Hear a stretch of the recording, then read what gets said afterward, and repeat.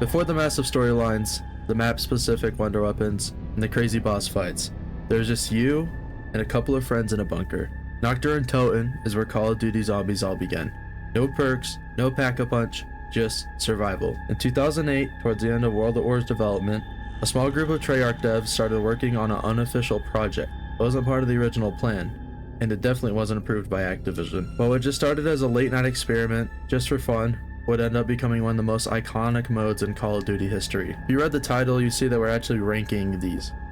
And if you're wondering how I'm going to be ranking them, there's going to be 6 steps. 1. What impact did the map have on the lore of the story? 2. What is the replayability? 3. How good is the boss fight, if there is one?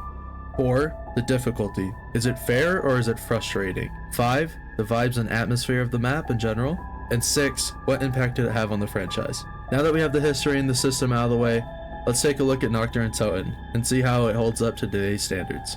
And also, I've got to say before we start, this gave me a huge wave of nostalgia. When I was younger, my mom actually bought me a PS2 from a garage sale and it came with World at War. I didn't know this at the time, but the previous owner actually didn't delete their memory, so I booted up Zombies as soon as I launched the game. And this was one of my very first gaming experiences ever. With that said, let's get to the ranking.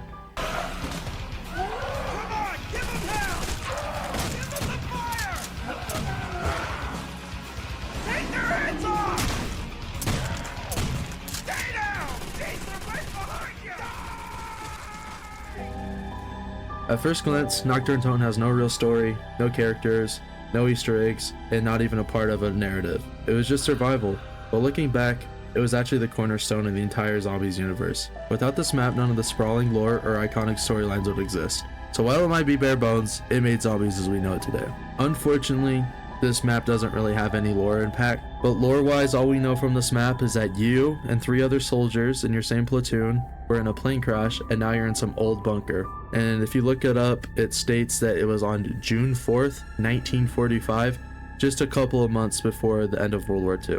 So overall, the lore is pretty dry, but I would still say it's like high mid-tier because how it actually adds to the map, but we'll get to that in a second. Number 2, replayability. For such a simple map, it's actually pretty fun. Without any perks, no pack-a-punch, it's just really just raw. What I think actually adds to the map, it's a barren wasteland in the middle of nowhere with no escape, just lasting as long as you can before you die.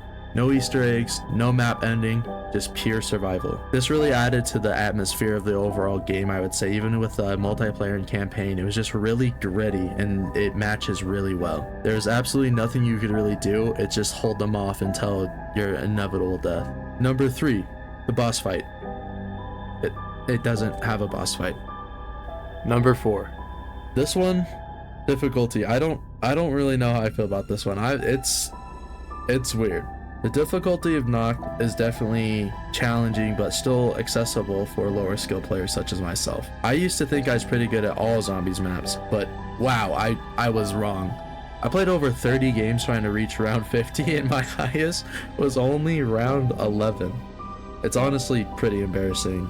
But I did discover some cool strategies along the way, and this map will 100% test your patience and quick thinking. What I struggled with the most during my multiple unsuccessful attempts was staying calm under pressure. But ultimately, I think the map is only as hard as you make it. Whatever you go into the round wanting, you can probably achieve because it's just so bare bones. If you're just having fun, the map's really not too hard, but you're really not going to get too far. But if you're really going through those high rounds, I could say it's pretty difficult. So the difficulty slider is almost just whatever you want out of it is how hard it's going to be, which is true for all maps, but this one especially.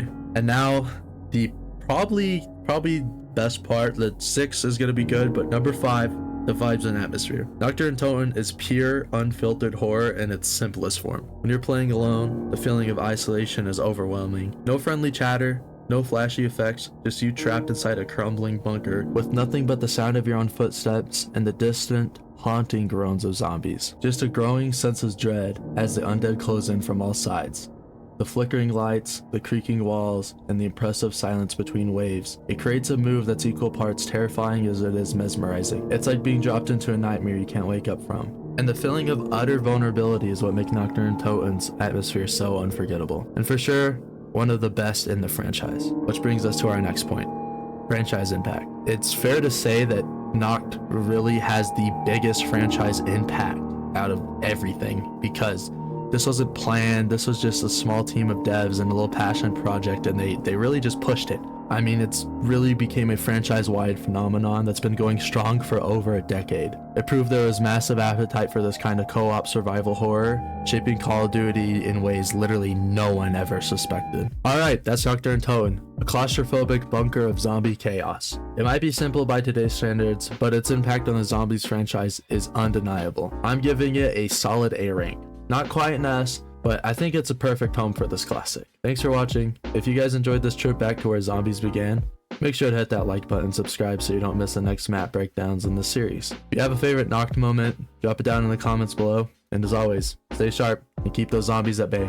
Catch you in the next one. Peace.